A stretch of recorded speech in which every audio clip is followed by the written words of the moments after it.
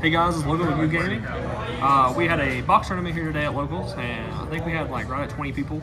Went undefeated with Prank Kid, like the 60 card Prank Kids deck, like Raphael played. This list is a few cards different, but I will talk about what I would change. This deck's really good, but there is a few cards in the deck I would definitely change. I'll go over that and why I would change them and stuff moving forward. So we played a pretty standard lineup for the kids, I think.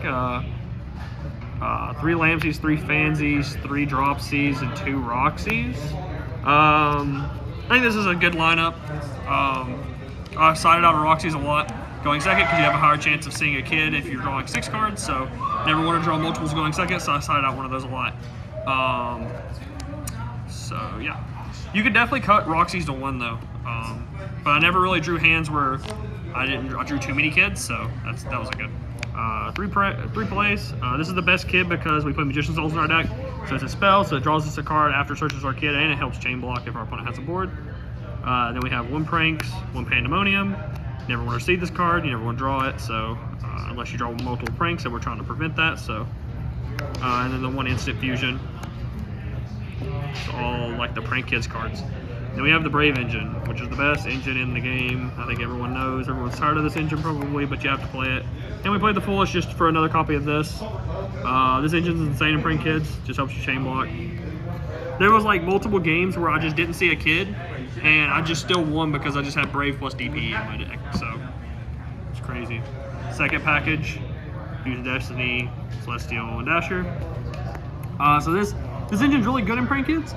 Because after turn 1, if they stop your Meow, you need something to go into, and Fusion Destiny helps you recover.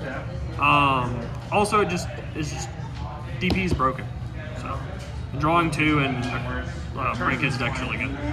And this package was insane, dude. 3 Magician Souls, 2 Chaos, and 2 Prep. When I seen this was insane. It's a dark, so you can make dark like the Dark Charmer. Not only that, but it helps you draw cards and helps you make DPE.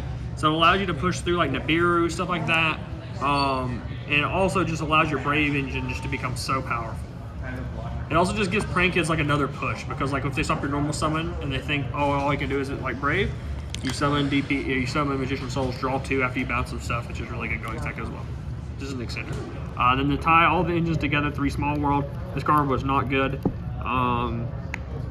I think a lot of the power of Prank Kids is being able to have hand traps in your hand.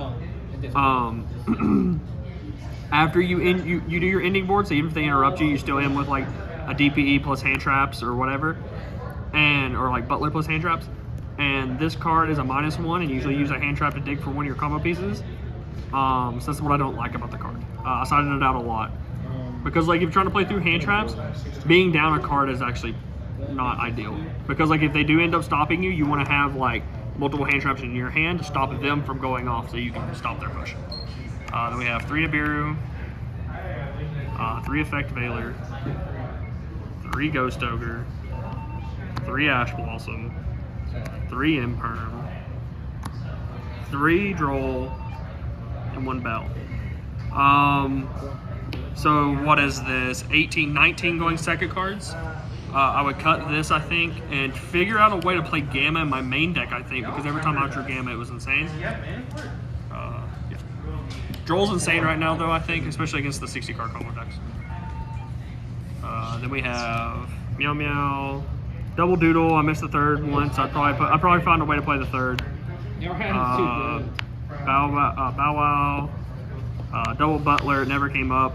I didn't even make Butler that many times. A lot of my opponents just scooped whenever I made my full combo board.